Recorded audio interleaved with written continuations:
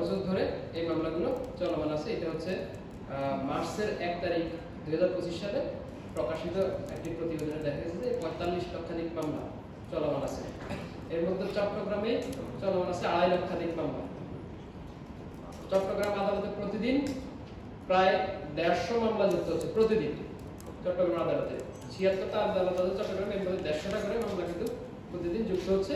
তো এর মধ্যে কিছু কিছু ছোটখাটো মামলাও আছে যেগুলো কিন্তু গ্রাম আদালতে নিষ্পত্তিযোগ্য।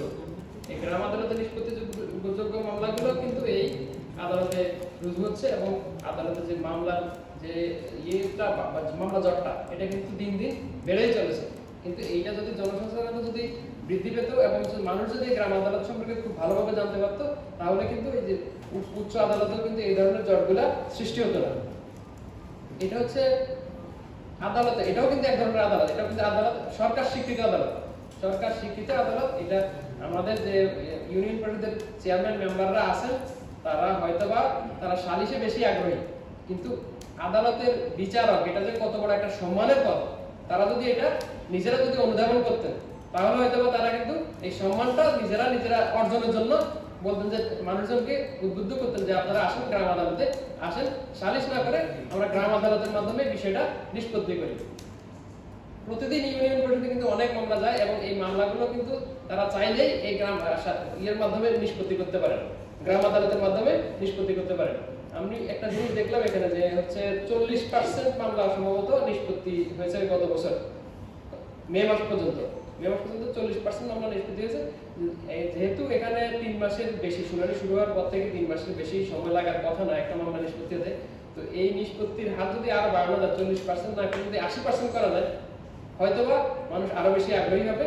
এবং আমরা যেটা অনেক সময় দেখি যে বিভিন্ন চাঞ্চল্যকর মামলার রায় বিভিন্ন পত্রিকায় প্রকাশিত হয়।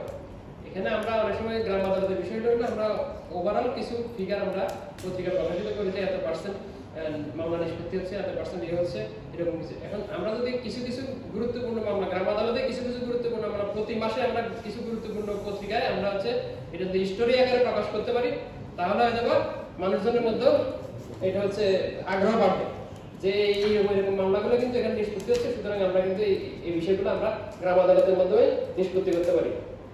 আমি আমার পুলিশের ক্ষেত্রে একটা জিনিস বলবো যে আমরা হচ্ছে কমিউনিটি পুলিশিং এবং বিট পুলিশিং, যার মাধ্যমে পুলিশ হচ্ছে একেবারে জনগণের দোরগোড়া যায়।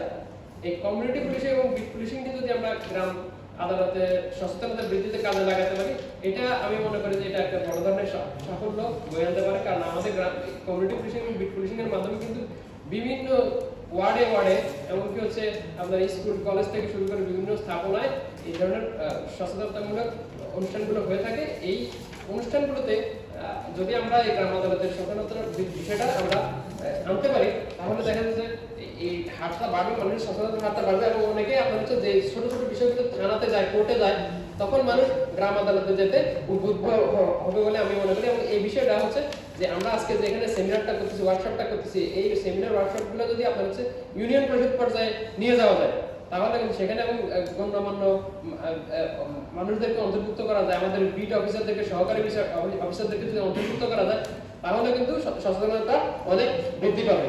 এবং